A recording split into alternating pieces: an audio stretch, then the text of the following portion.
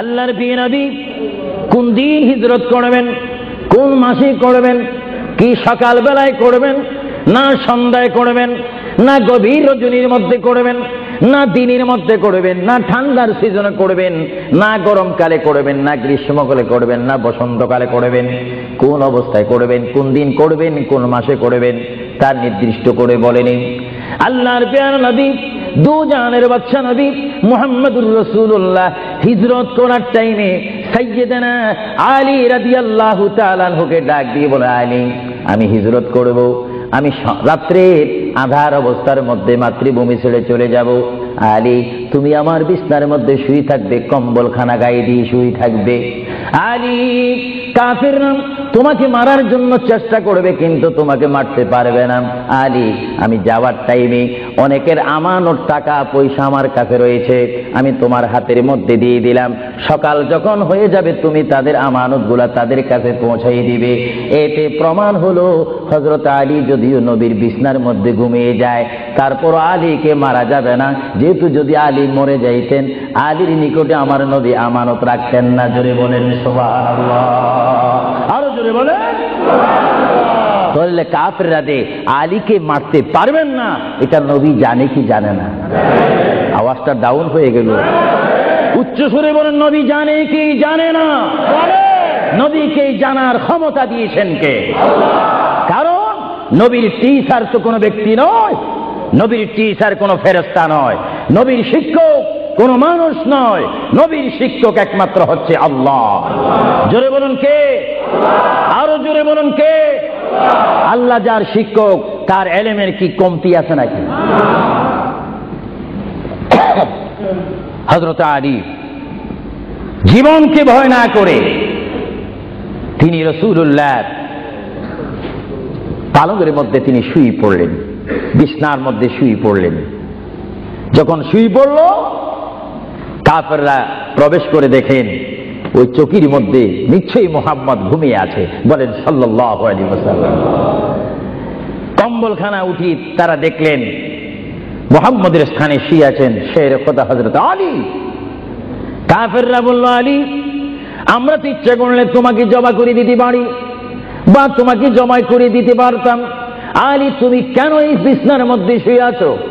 হযরত আলী চোখের পানি ছেড়ে বলে, কাফেররা, তোমরা এখনো পর্যন্ত আমার হাবিবকে চিনতে পারোনি, আমার নবীকে চিনতে পারোনি। আমার নবী শুধু এখানে আমাকে শোয়াইছেন, ঈমান পরীক্ষা করেছেন। শুধু তাই নয়, আগামী দিন সকাল বেলায় মানুষের আমানতের জিনিস মানুষের কাছে পৌঁছায় দেওয়ার জন্য রাসূলুল্লাহ তাও আমাকে বলেছেন। তাহলে বুঝা গেল, একদিকে আমি রাসূলুল্লাহর পেটের মধ্যে ঘুমাবো, আর সকাল বেলায় আমি উঠে মানুষের আমানত তাদের হাতে পৌঁছাই দেব। জোরে বলেন সুবহানাল্লাহ, বলেন আল্লাহু আকবার, আরো জোরে বলুন আল্লাহু আকবার। মহান নবীকে এত সুন্দর করে পৃথিবীতে পাঠিয়েছেন আল্লাহ। জোরে বলেন কে? তবে ভাইয়েরা আমার, কেউ যদি আমাকে মারতে আসে আর আমি যদি জানি আমার পালকের মধ্যে যদি আমি শুয়ে থাকি, কেউ আমাকে জমা করে দিবে, আর এই টাইমে যদি আমার ভাইকে যদি আমি বলি, বিশেষ করে সভাপতিকে যদি বলি, আপনি একটু আমার পালকে ঘুমান, উনি বলবে আমার সভাপতির প্রয়োজন নেই, আমার জান বাঁচা ফরজ, বসবে না, থাকবে না। আর সাহাবায়ে কেরাম জেনে শুনে মেনে ইচ্ছা করে নিজের জীবন প্রতি মুহূর্তে মুহাম্মদ রাসূলুল্লাহ চরণের মধ্যে দেওয়ার জন্য প্রতি ওয়াক্তে প্রস্তুত ছিল। চিৎকার দিয়ে বলেন সুবহানাল্লাহ। আল্লাহর প্যারা নবী হিজরত তিনি শুরু করলেন। আল্লাহর প্যারা নবী মায়ের দেশ মক্কা শরীফ থেকে আল্লাহর নবী চলে যাচ্ছেন। চলে যাওয়ার টাইমে সাইয়্যিদানা আবু বকর সিদ্দিকের ঘরের মধ্যে গেলেন। সাইয়্যিদানা আবু বকর সিদ্দিক রাদিয়াল্লাহু তাআলা আনহু ঘরের দরজার মধ্যে আল্লাহর প্রিয় নবী গিয়ে ডাক দিলেন, ইয়া আবু বকর, ইয়া আবু বকর, ইয়া আবু বকর করে যখন ডাক দিলেন, সাইয়্যিদানা আবু বকর সিদ্দিক রাদিয়াল্লাহু তাআলা আনহু একটা সেকেন্ড দেরি না করে সঙ্গে সঙ্গে বললেন, ইয়া রাসূলুল্লাহ, ইয়া রাসূলুল্লাহ। আল্লাহর প্যারা নবী চক্ষু মুবারকের পানি মুবারক ছেড়ে দিলেন, আবু বকর, তুমি রাত্রে এমন সময় আমি এসেছি, নিশি রজনীর মধ্যে এসেছি, যে টাইমে মানুষ একটু ঘুমায়, ওই ঘুমের টাইমে তোমার ঘরের দরজার মধ্যে এসে তোমাকে ডাক দিলাম। বেড থেকে ঘুম থেকে উঠতে তো তোমার 2-3 মিনিটের প্রয়োজন, কিন্তু আমি নবী তোমাকে ডাক দেওয়ার সঙ্গে সঙ্গে তুমি কি করিয়া রাসূলুল্লাহ বলতে পেরেছো? হযরত আবু বকর চোখের পানি ছেড়ে বলে, হুজুর আপনি আপনার সঙ্গে আমাকে হিজরতের কথা বলেছেন, কোন দিন হিজরত করতে হবে তা আপনি নির্দিষ্ট বলেন নেই। হুজুর আজকে কয়েক মাস অতীত হয়ে গেল আমার জীবনের মধ্যে, আরামের ঘুমকে হারাম করে দিয়ে রাত যখন হয়ে যায় আমার পিঠটা দরজার সাথে লাগিয়ে, আমার কানটা দরজার সাথে লাগিয়ে রাখতাম। আল্লাহর নবী কখন আমাকে ডাক দেয়, জোরে বলেন সুবহানাল্লাহ, আরো জোরে বলেন সুবহানাল্লাহ। এটার নাম হচ্ছে মোহাব্বত। যারা রাসূলুল্লাহর মোহাব্বত করে তারা অবশ্যই আল্লাহর মোহাব্বত আদায় হয়ে যায়। সুবহানাল্লাহ। আপনারা বলেন রাসূলুল্লাহ কার রাসূল? আরো জোরে বলুন না, কার রাসূল? ওনাকে রাসূল করে পাঠিয়েছেন কে? ওনাকে হেফাজত করার দায়িত্ব কার? ওনার জবানের হেফাজত করার দায়িত্ব কার? ওনাকে ভালোবাসার দায়িত্ব কার? আমরা যদি রাসূলকে ভালোবাসি আল্লাহ কি খুশি হবে না বেজার হবে? এজন্য ভাইয়েরা আমার, সাইয়্যিদনা আবু বকর সিদ্দিক রাদিয়াল্লাহু তাআলা আনহু তিনি নবীকে এমনই ভালোবাসতেন, যারা রাসূলকে পৃথিবীর বুকে এমনি ভাবে ভালোবাসতে পেরেছেন তারাই হয়েছেন আখিরাতের জান্নাত পাওয়ার গ্যারান্টি সার্টিফিকেট তারা পৃথিবীর থেকে লাভ করেছেন। চিৎকার দিয়ে বলেন সুবহানাল্লাহ। দরুদ শরীফ পড়েন, আল্লাহুম্মা সাল্লি মাওলানা মুহাম্মদ ওয়া আলা আলি সাইয়্যিদিনা। দুরূদ শরীফ যখন পড়বেন তখন এমন ভাবে দুরূদ শরীফ পড়বেন, মনে রাখবেন মনের দৃষ্টিকোণ থেকে যে রাসূল আমার দুরূদ শরীফ নিজ কান মোবারক দ্বারা শুনতে পারতেছেন। আরো জোরে বলেন না সুবহানাল্লাহ। তিনটি কথা মনে রাখবেন সব সময়। 1 নম্বরে রাসূলুল্লাহর দরবারে মালায়েকা সমস্ত রহমতের ফেরেশতারা রাসূলুল্লাহর দরবারে উম্মতের সালাম পৌঁছে দেয়। জোরে বলেন না সুবহানাল্লাহ।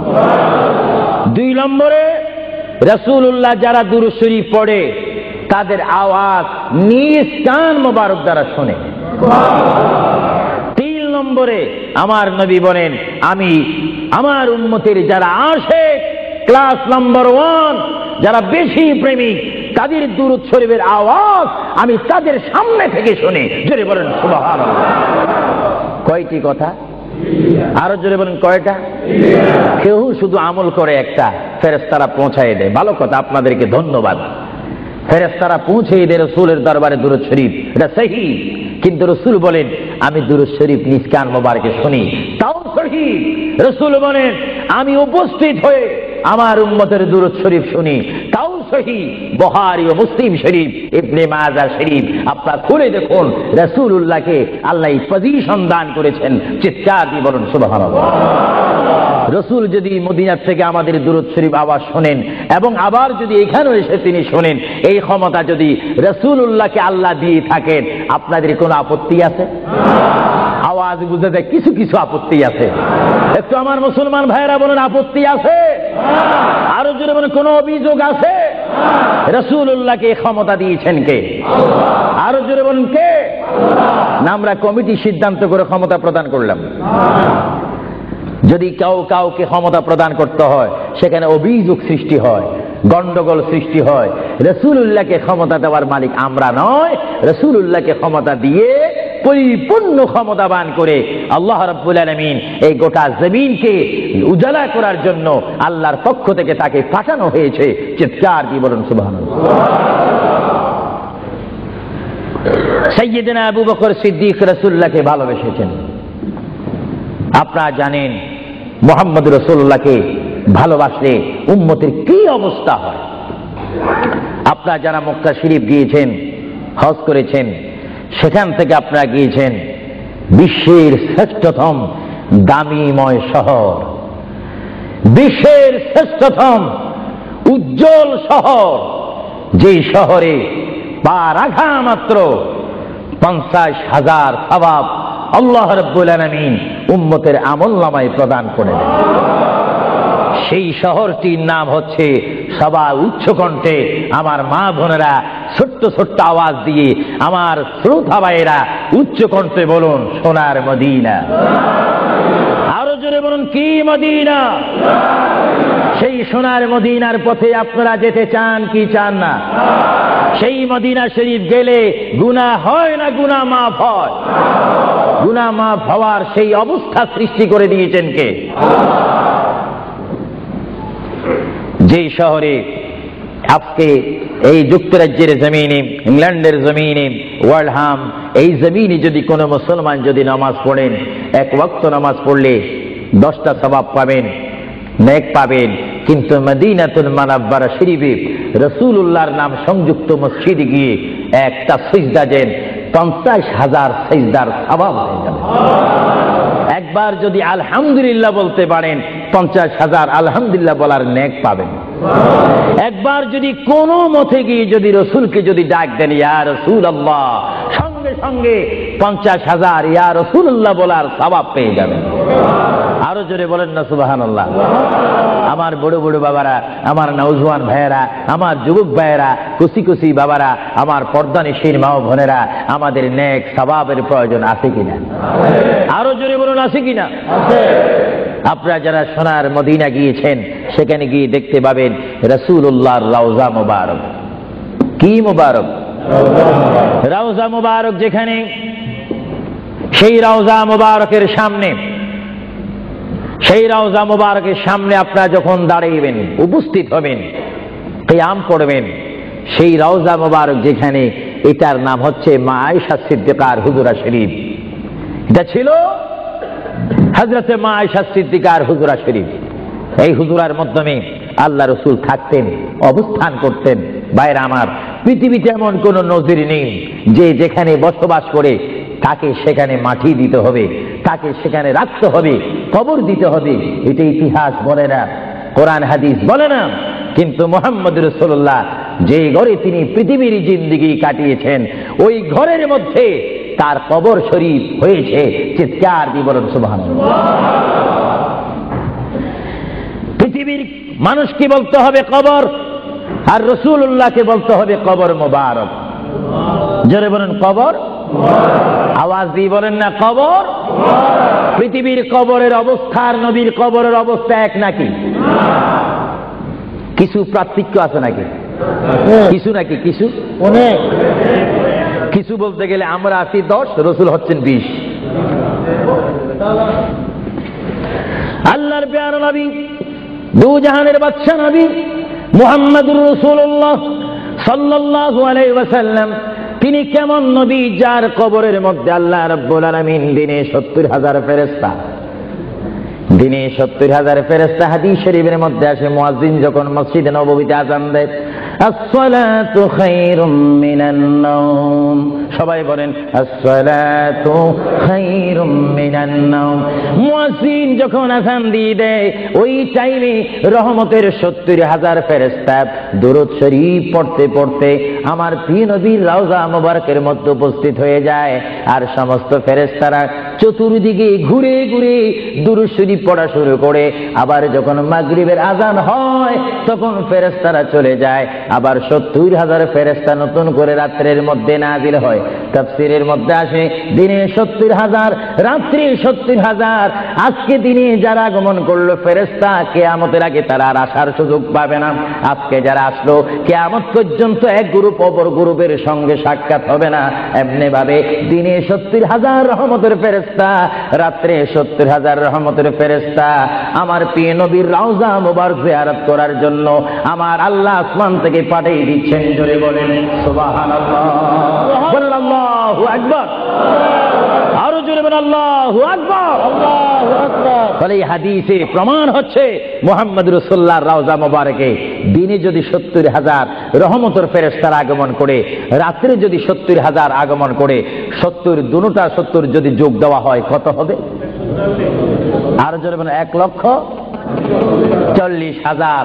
ফেরেশতা দৈনিক দৈনিক বাধ্যতামূলক আমার রাসূলের রওজা মোবারক জিয়ারত করে দুরূদ শরীফ পড়ে পড়ে রাসূলুল্লাহর স্লোগান দিচ্ছে।